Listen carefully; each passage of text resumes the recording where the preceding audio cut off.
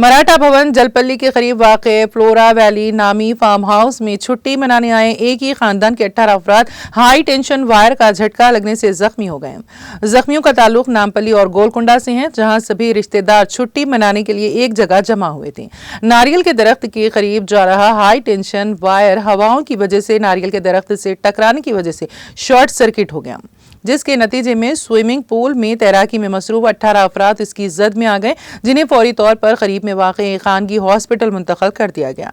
बताया जा रहा है कि जख्मियों में 2 अफराद की हालत नाजुक है।